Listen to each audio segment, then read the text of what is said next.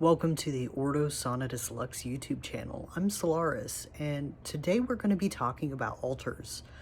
So, if you've watched my channel for any amount of time, you've seen my main working space, the altar where I get everything done. It is a space that features in a lot of my photography. It is also a space where when I am photographing it, it is all items that I have gotten permission from the items themselves to photograph. So first things first, there are certain tools of mine that are like, no, I don't want to be featured in your stuff, and that's fine. So they aren't. There's certain parts of my practice where I keep those just between me and my practice. I keep them between me and my gods. And so those won't be featured here. But speaking of altars in general, I want to kind of go through what I consider altar essentials, and the kinds of things that will help you set up your craft to get really going. Altars don't have to be this huge elaborate thing. You don't have to have all of the best, shiniest things for your altar. And some of the nicest altars that you see around are, a work of years. I know, pardon me. I know that a lot of the items that feature on my altar I have gotten over time. It isn't something that was set up just like lickety split, bam, here we go. I've been in the practice for as long as I can remember. I grew up around practicing spaces, and so I have things from my childhood that are still part of my practice. Now, a lot of these things have been, retired, and I have made new items or replaced them over time. But it's over time, and don't feel pressured to have this like gorgeous Instagram setup, space. First of all, there's a lot of staging that goes into photographs, and a lot of these like gorgeous spaces are staged specifically for those photographs. I know a lot of, my photos, when I do my tarot pulls, I always include photographs of the final pull. And so you get very specific angles of the space with the cards. It's, I make sure the cards are all nice and neat and lined up. I will rearrange stuff so the cards fit better on the space. It's something where, for photographs, that's it. But when I'm in the middle of working, it's, I'll have all of the stuff that I'm working with at my altar space, and it's not going to look like this photo perfect op. And, there's a lot of tools that I keep stashed under my altar or in, other containers while I'm not using them or while I'm doing photography stuff, and it's not stuff that I photograph. So, big rambly intro being said, let's dive into some of the items that I always have on my own altar, and, my reasoning behind them, why I like them, why I think they're good ideas. And then we can move on from there to other things that I think are essential for just even your basic altar. And I will also discuss some modifications that can be made. I was going to cut it there, but I'm going to discuss some modifications that can be made. I did spend some time in the dorms in college, and there's all these rules: no open flames, no smoke, none of these things. And I still found ways to practice while I was in college in the dorms without people knowing and without breaking the rules. Mostly. But I will give some other alternative options. I know also if people have certain pets, especially birds, you can't do certain things. So I'll try to cover those as best as I can. I don't currently have any pets, so I don't currently have any of those restrictions, but I do know some people who do. So I try to keep those in mind.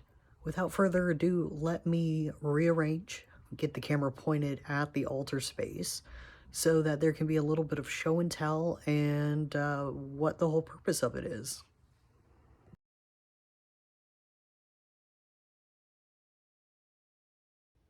Okay, now that we are facing the altar space, I can really start getting into it.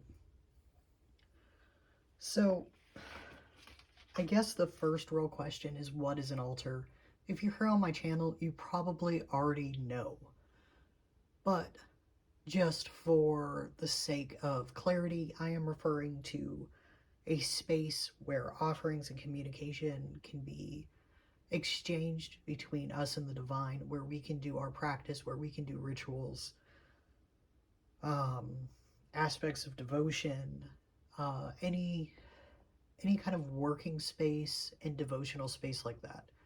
Now, I'm sure there's people with much more succinct descriptions. I'm sure there are some people who keep their working altar separate from their devotional shrine, or like an ancestor shrine versus an ancestor altar, etc., etc. But for the purpose of this video, I'm treating it as a place of devotion and of practice. So the first thing to keep in mind when making any altar is what kind of space you have to work with.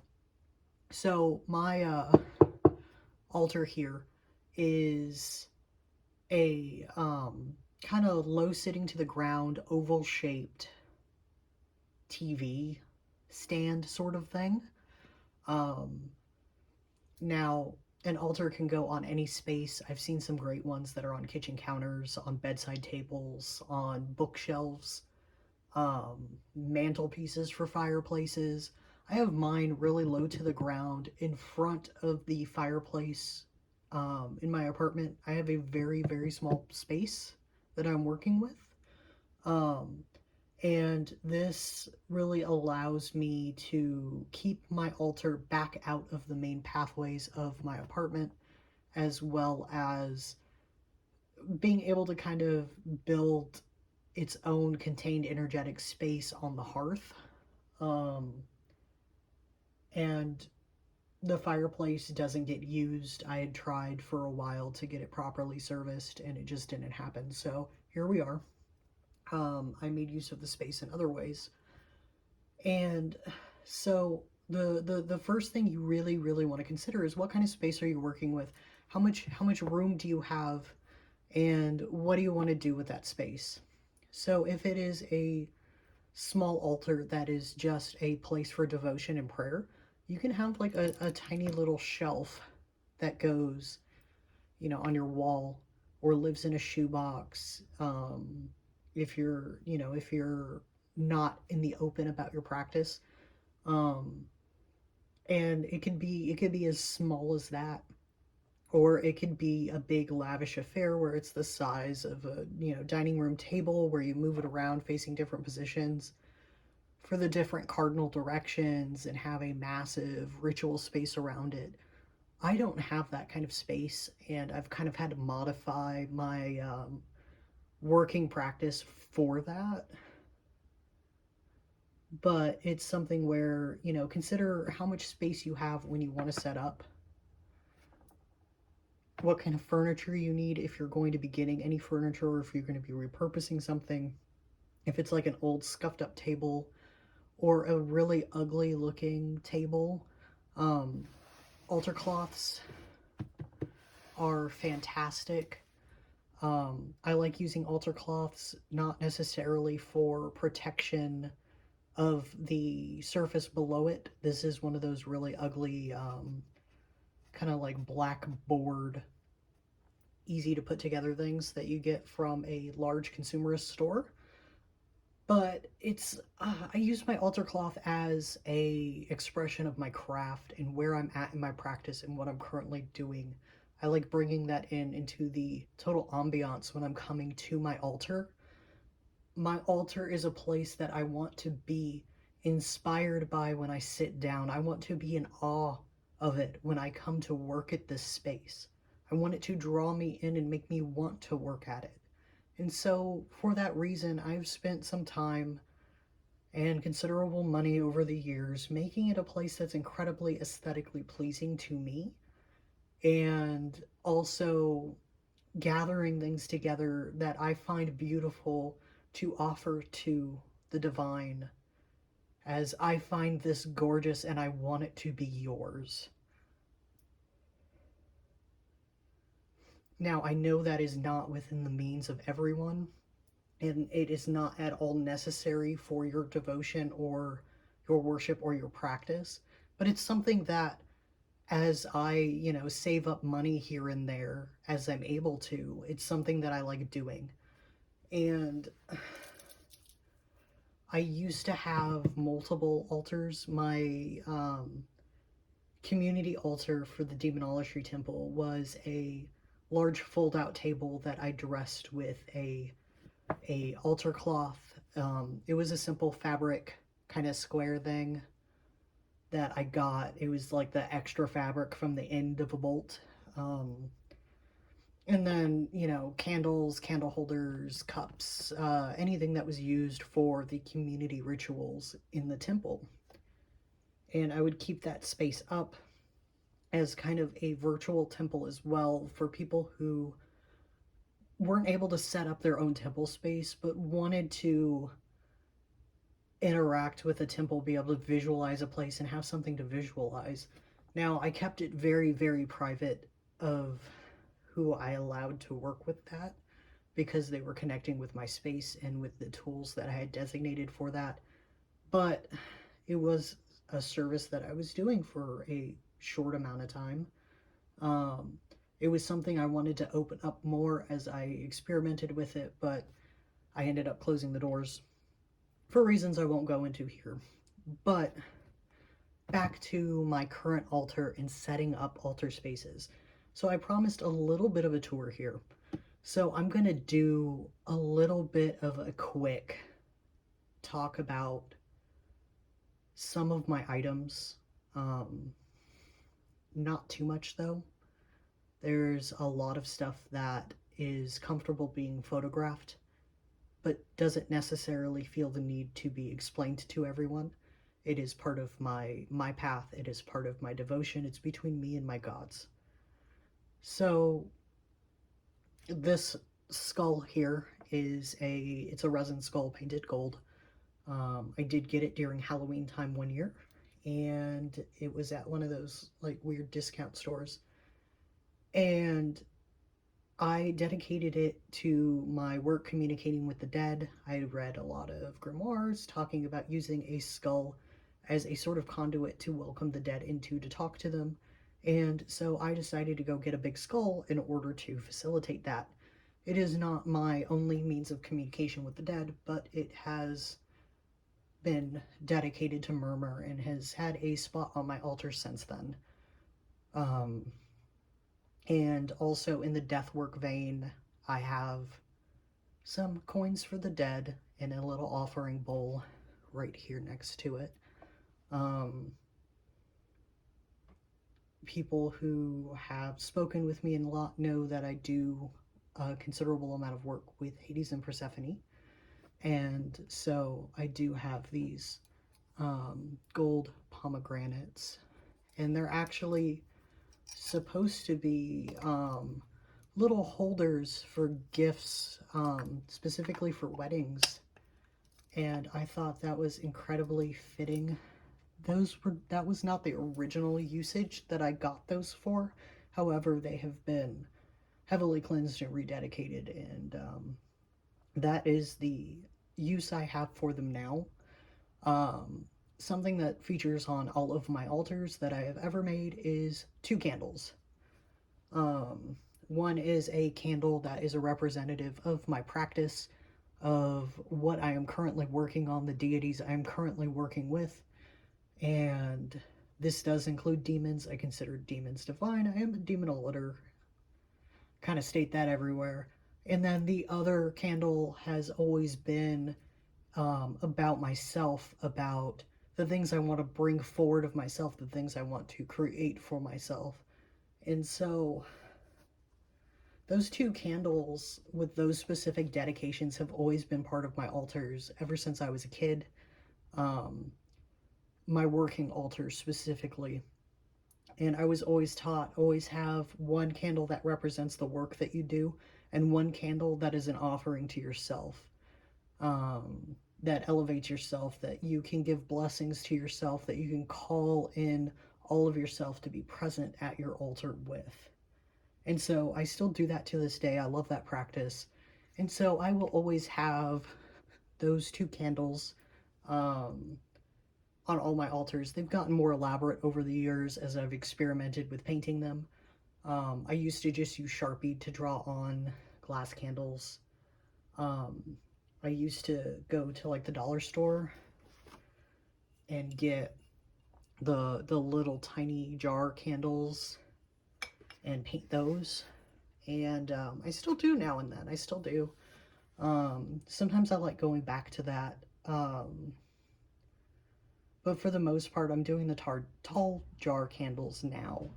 Um, I have an area of my main altar that's kind of off to the side here that is dedicated to Boone and to my shop. Um, you all saw me make that shop candle on my Let's Dress a Jar candle video.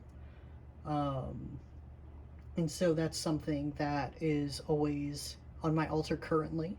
I am looking to make a separate space for that devotion. Um, and I also have a ton of keys everywhere. Now, keys have a lot of interesting connotations that I won't go into here. However, I like using those over wands and over that ritual knife that isn't used for cutting things. Um, God, I can never remember how to what exactly the name of that is or how it's pronounced. But I like using that instead. I like using a key to direct, if I'm going to use something in order to direct my intention, I like keys. And it plays a huge role in my practice. Maybe someday I'll talk about my use of keys. We'll see. Okay. So I think for now that is enough about my own altar, my own little altar tour. I didn't go through a whole lot of it, but we will be touching upon some of it and a little bit as we go through the other parts of this video.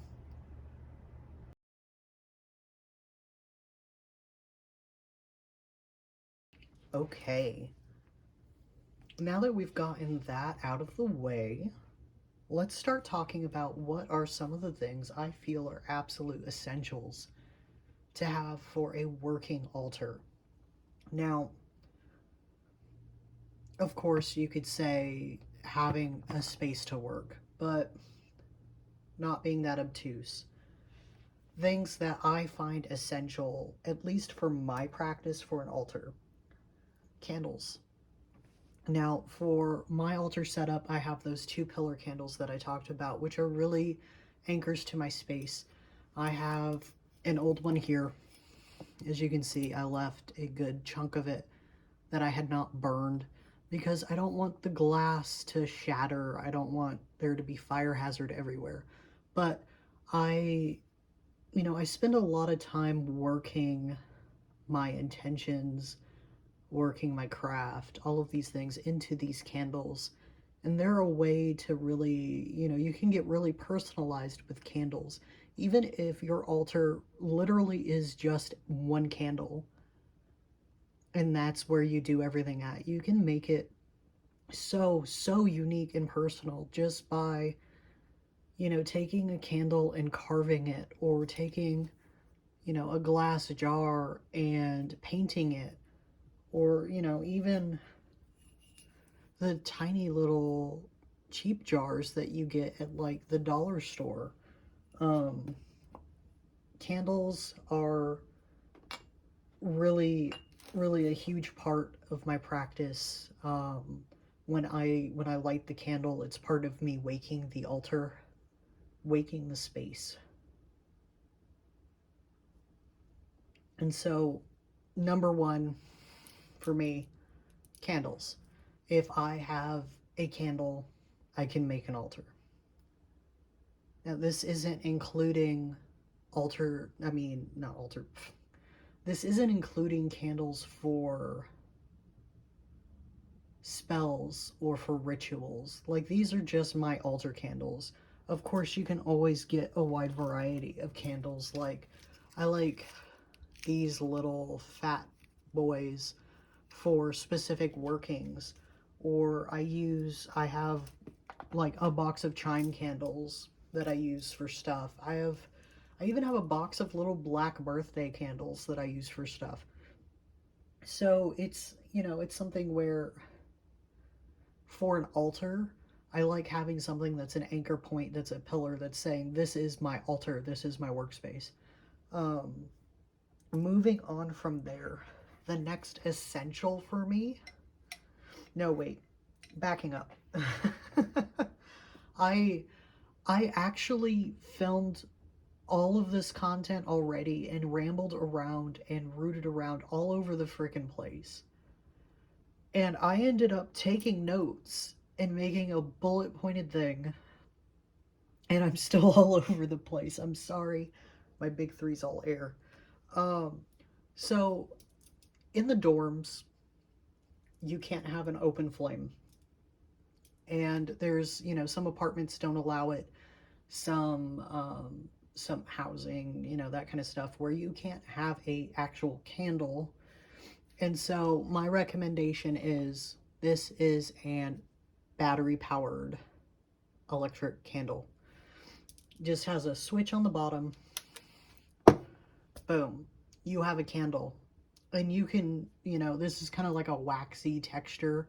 I'm sure you could paint it or carve it if you wanted to.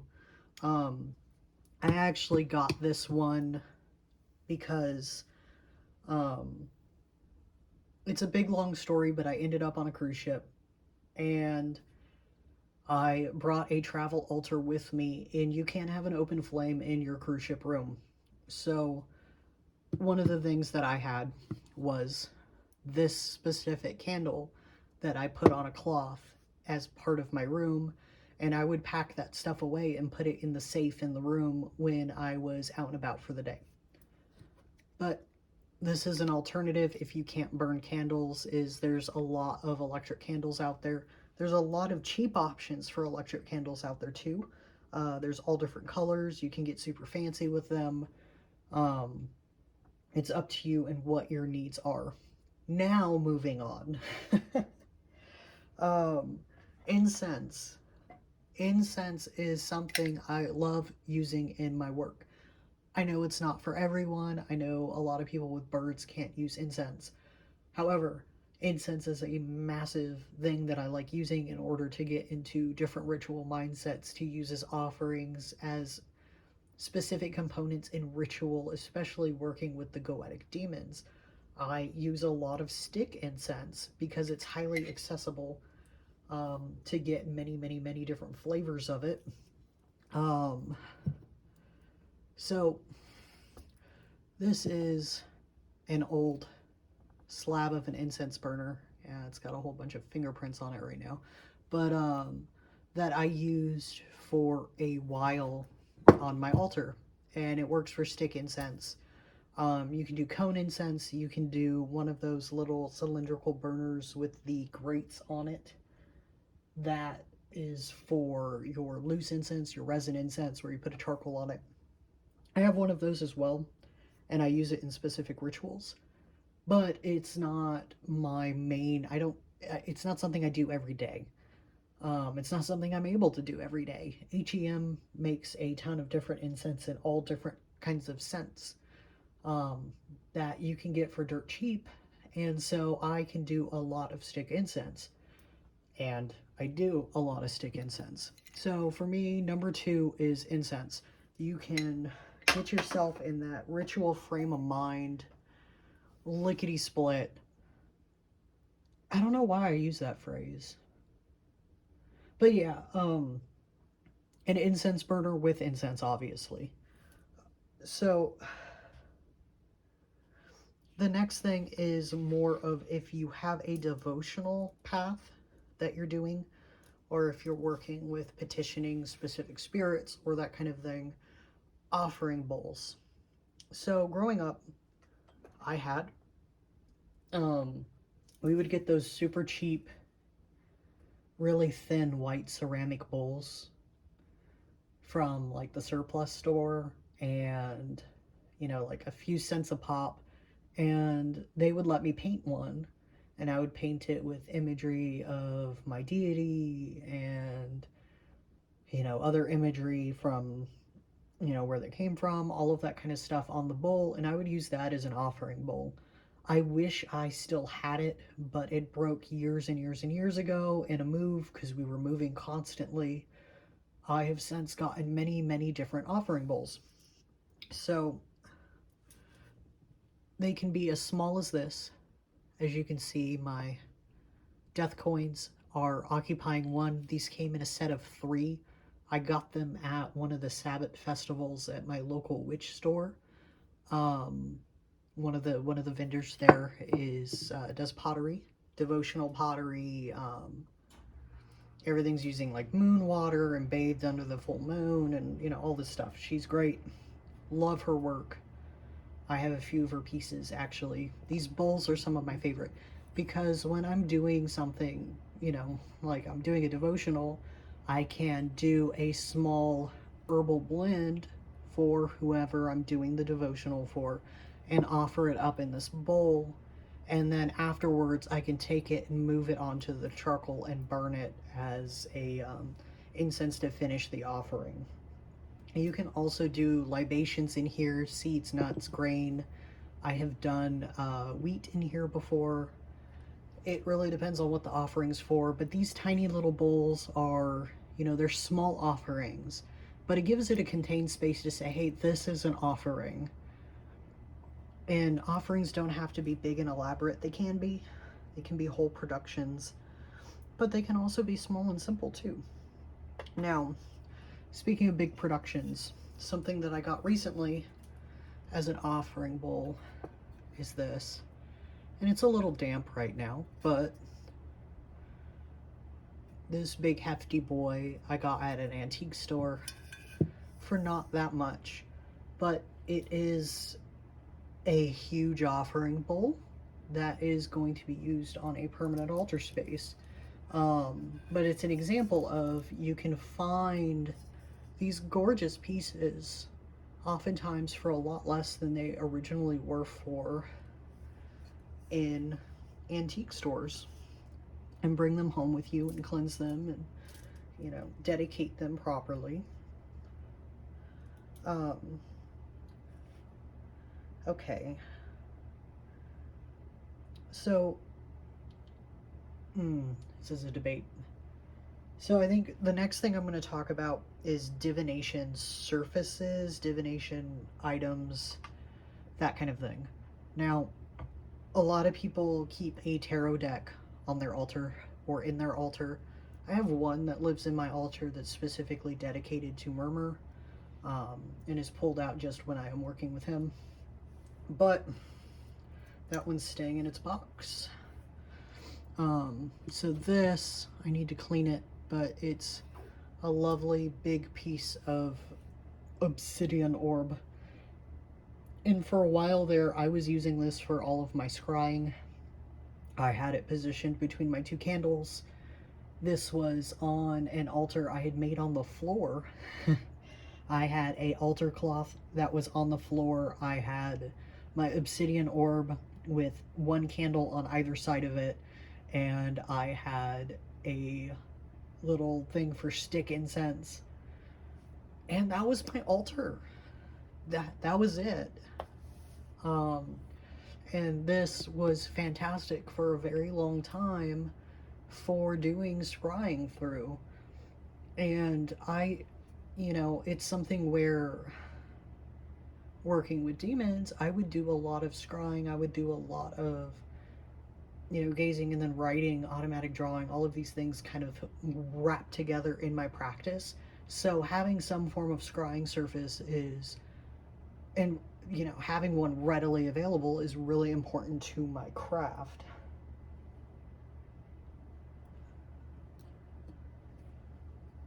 And so moving on from the orb, We're going to talk for a minute about black mirrors, because once I got this bad boy here, I moved the orb off of my altar space. So this is not a sheet of obsidian. This is, like many other people have done, painted the back of a glass for a photo frame and, you know, dedicated it to scrying. And it's something where I really, really like this one. It's something that I used for a long time. Every so often I use it again. It's fallen more out of practice. It's more stored now as I have moved to using a scrying bowl with water scrying a lot more recently. But it was an essential part of my practice because there's so much scrying in it. And, you know, my scrying bowl I'm not going to be showing here. That's specifically dedicated, and it's the main divination tool that I use on my altar other than cards. And I'm sure you've all seen a tutorial for how to make these at some point, but I removed the glass. I painted the back of the glass black. Then I dedicated it, consecrated it with oils, painted a bunch of sigils on the back of that, and covered it, the black side. Well, the glass with the black on it is facing this way, so you get the shiny reflective. It's old. I didn't do the best job painting it black. There's like a little red spot sticking through. But the thing that I liked is this big frame here kind of does this really cool thing where it closes like a door when you're focusing your eyes on it, and as they relax it slowly opens. And I find that really, really great for hitting that light trance state as you are staring through the mirror. I'll do a whole thing about scrying at some point, since it is such a major part of my practice. But for now, that's what I wanted to show you about that. So I think having some form of divination tools at your altar is very good to do because you need some way of communicating. I have a few dedicated pendulums, I've got a spirit board, I've got all of these different things. And, you know, those I have in like, I have a throwing set, all sorts of means of communication, means of receiving signs, of receiving messages that I've gathered over the years. So I think that's a good thing to have. I know not everyone does communication, not everyone does divination, but it's essential for my practice.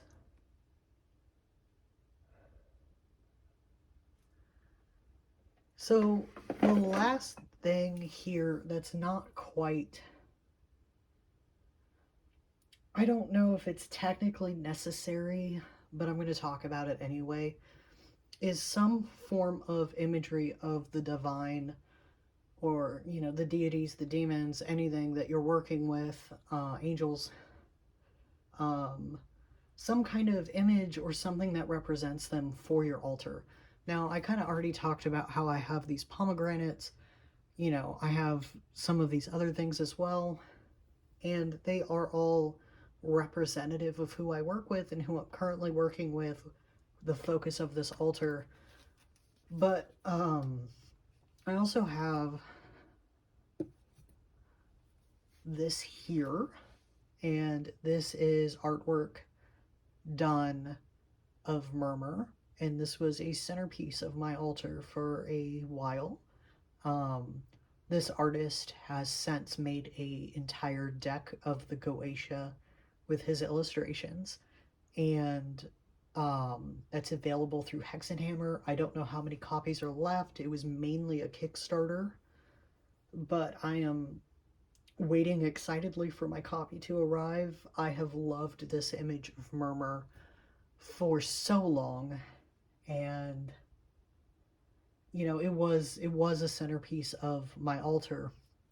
Now, growing up, anyone who listened to the podcast I was briefly a part of would know that I started out heavily comedic. And so I had a drawing I had done of Osiris that was big as the backdrop of my altar space. I had pictures of temples. I had various pendants and bits and bobs that were on my altar, all as representations. And I had a short little candle holder and my little offering bowl. And that's what I had. I had a bedside table, and that's what lived on it. I had two bedside tables. One my altar lived on, the other one my alarm clock lived on. I would slap my alarm clock. I did not want that anywhere near my altar. I kept them very separate. Um, and so those kinds of images, it can be, if there's an artist that you really like and you like the artwork of, and they've made a drawing of your deity, like that can be something where you can, buy a print of it, support the artist, and like I ordered this really heavy quality paper stock version of that print of Murmur from the artist. And those could be used to decorate, or there's some religious art out there where modern practitioners make their religious art. um, I can think of a few on Twitter, and just representations of who you're working with and who you're connecting with and who the space is for. Okay, so with that, I'm going to end this absolute essentials list. So on that list, we had 1, candles, 2, incense, 3, offering bowls, 4, divination tools, and 5, some form of cultic images. Um, our next section is going to be getting into kind of the more specialty stuff, what kind of extra things you can add to your altar.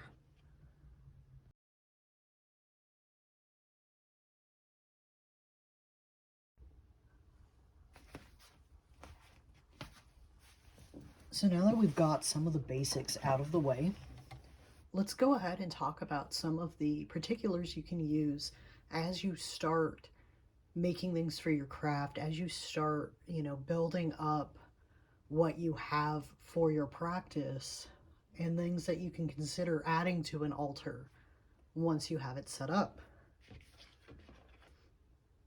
So the first thing I really want to talk about, since it's something that I always use, is altar plates. Now, altar plates can be something that you use to put candles on top of in order to keep them from burning a surface, or your incense burners on top of. You can put your offering bowls on top of.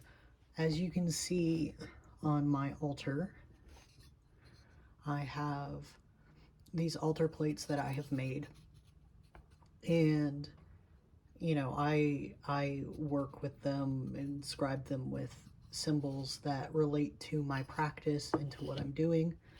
Sometimes they're sigils to specific deities. Sometimes they're more about specific practices that I do. As an example, underneath my death coins have a sigil to Murmur that I have made. Simple wood token.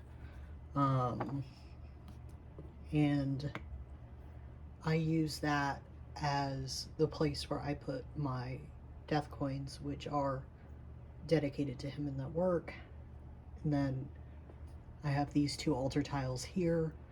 As I am changing out my altar and refreshing it, it is going to be, I change my altar tiles. They're an easy way to bring in more unique energies into your work, to further devote a space. They're also a way for you to be able to hide what it is. Like you can have a simple like bath tile with a sigil painted on the bottom that your, you know, candle sits on top of. And, just a normal glass candle with nothing on it. And that can be a devoted candle. So altar tiles are a big thing I'm a proponent of. I make them. That's not the only reason I'm a proponent of them, but I do use them in my craft. Um, so something I know a lot of people have is plants on their altars, especially if they work a lot with plant spirits. Um, I did have a small altar space for a while dedicated to Stolas with a plant on it. And you can ask anyone, I have a terrible, terrible, terrible black thumb. But as, part of a devotional service, I was learning how to take care of this plant for him. And it ended up that when I went on vacation, I was having someone else take care of that plant, and they royally, royally fucked it up. So that was a whole process. But, I don't keep plants. But in the same way, a lot of people keep shells or crystals on their altar as well. I have quite a few here. Big old black moonstone. Let me actually. Big old shiny, flashy black moonstone. I really love this piece. I have quite a few crystals that I work with the spirit of, that I work with the energies of, and bring into my practice. There are ones that I keep on my altar that are dedicated specifically, some that have been offerings that are now part of the altar, and some that are related more to my craft. So, and then shells. I know a lot of people do seashells if they've got a very water heavy practice. I do have one shell, and it's ammonite, and it's a fossil, but it fits into my practice in its own way. And these can be things where if you like them just because they're pretty and you want pretty things on your altar, then go for it. Like, seriously, if anyone wants to bitch at you about it, I will fight them. But they can also be offerings, they can also be, devotional pieces, they can be focuses. Like, a lot of people have pretty crystal stuff everywhere nowadays, so it's a lot easier to hide your practice behind, oh, I have some pretty crystals on display on a bookshelf, versus, heck, probably 5-10 years ago where you didn't really see that. So those are things that you can add to your altar as extras. So I'm going to be brief about this one because I'm not going to hold up any of my baskets or anything. But having storage for items is super useful. I have one of those little cube organizer things that slides into my altar that is full of candles and bottles of herbs, and that's it. I have one that's for all of my incense. I have a giant box that's full of all of my tarot and oracle decks, and I want to better organize those so it's like a shelf where I can see them all. But for right now, they're all living together in a basket because I have limited space and I haven't built a bookshelf for that yet. So organizational tools are great to have with your altar, and it's good to have everything right there so that when you're in the middle of a spell and you're like, oh shit, I forgot to get out the mugwort, you can open your basket and be like, oh, there it is. I don't need to, go outside of my ritual space. Um, so baskets, boxes, those kinds of things. Fantastic. So next is grimoires. Some people use Book of Shadows, craft journals. There are a few that I regularly keep. Um, I've got my Red Book of Sigils, which is actually full now. I'm going to be starting a new one. This is where I experiment and test out and try stuff out. Um, it's a big part of my craft, so I keep it close to my altar. Um, I have a ton of these plain black sketchbooks, and I do my divination work specifically for my shop in one of these where I write down all of my notes. I organize everything in a notebook that I keep at my altar, and I like to keep my practice here in my sacred space. Um, and I'll talk about sacred duty and services some other time. So before I go off on a rant, that's another thing that I keep here at my altar. And then, of course, you've got your bigger grimoires that you keep there. And I know the irony of keeping that sort of grimoire in this book, and it brings me joy. So another thing is books that you regularly turn into. I know a lot of us have ebooks or audiobooks nowadays. I know I have a massive electronic library that I've gotten in ebook form. Um, Not your downloadable PDFs, but I have purchased the ebooks of in order for me to be able to take my reading with me and be able to do reading in public where people aren't judging what I'm holding. Now, there are a lot of books that I have in hard copy, and the ones that I reference the most, I do keep here at the altar. This specific one is The Keys of a Cat by S. Connolly. I do have multiple copies of this book in multiple formats, but that's my shiny one. And it's something that I keep near my altar because it's something when I'm doing ritual design and prep, I will reference. So next in these items is going to be our objects that are more specific to our craft. And as you start learning what you are most interested in, what you are most drawn to, you will start getting more specialized tools that you keep in your altar.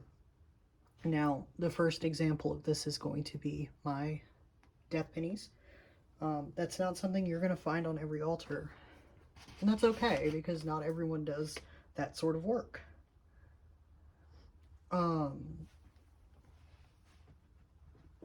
Again, I'm going to bring up the keys.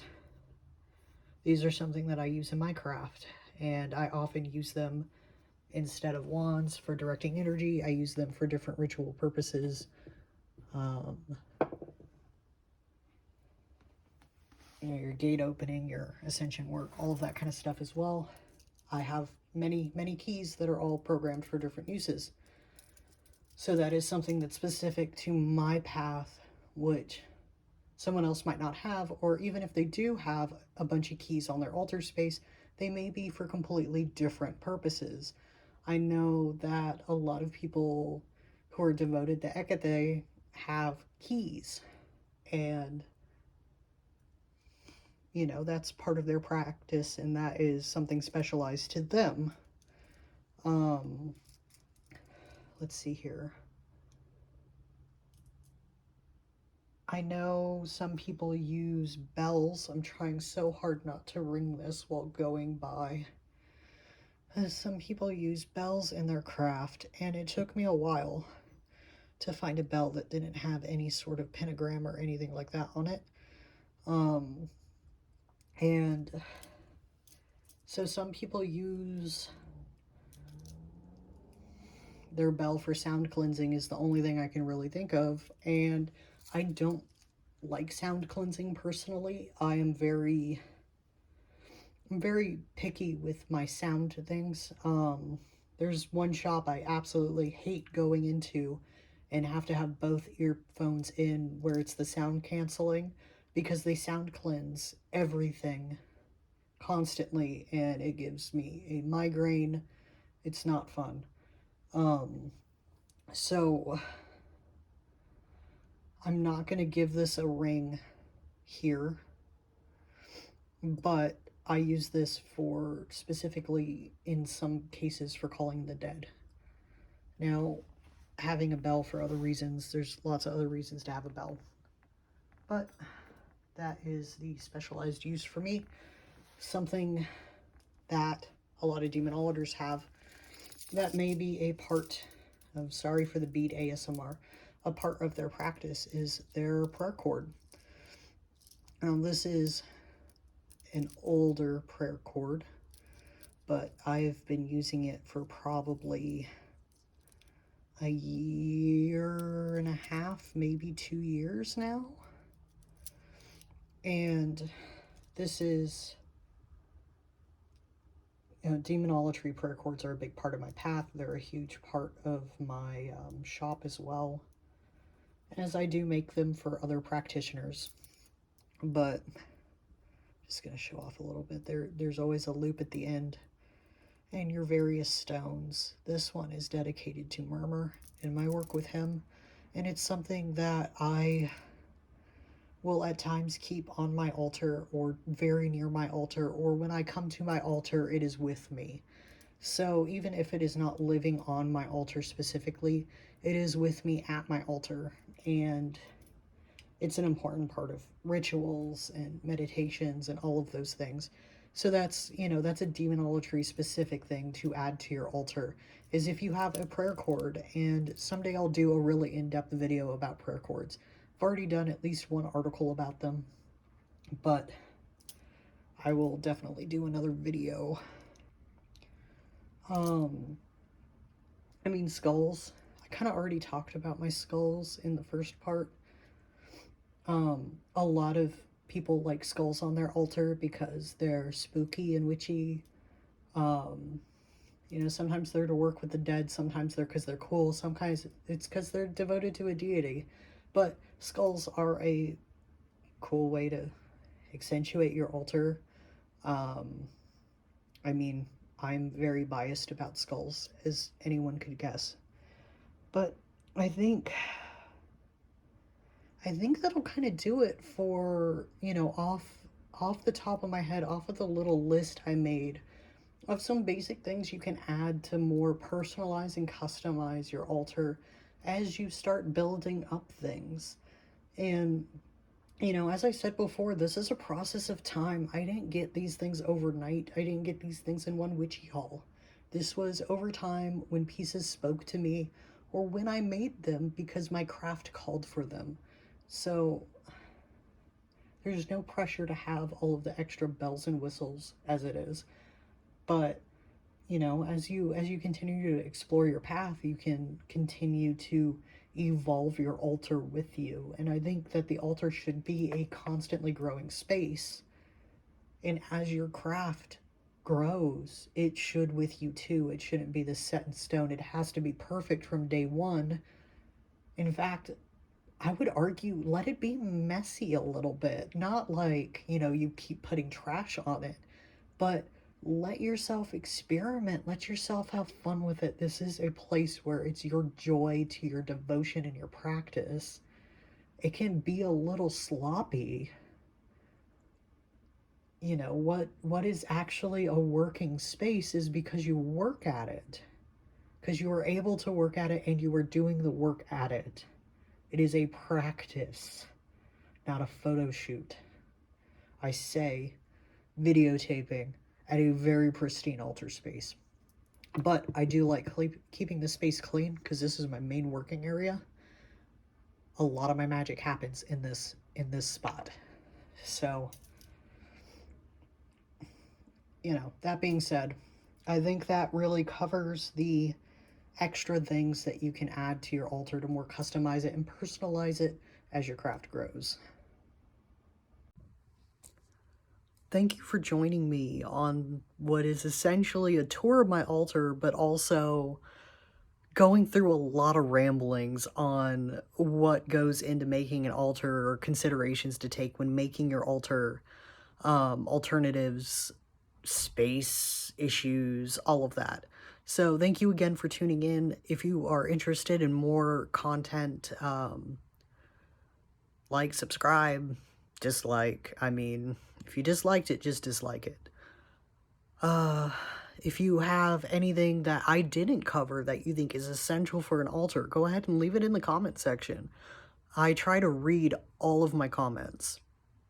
Other content by me, I am very active on Twitter at Revenant Oracle, and I have a Instagram that is Ordosonatus Lux. It is mostly stuff related to this YouTube channel and to my shop, which is on Etsy, also Ordosonatus Lux. Every so often, we do post articles, and my partner lists his readings on our website, ordosonatusLux.com. I am sure you guys are sick of hearing that name repeated over and over again, but that's the name we keep everything under. I will have links to everything down in the description, and have a good night.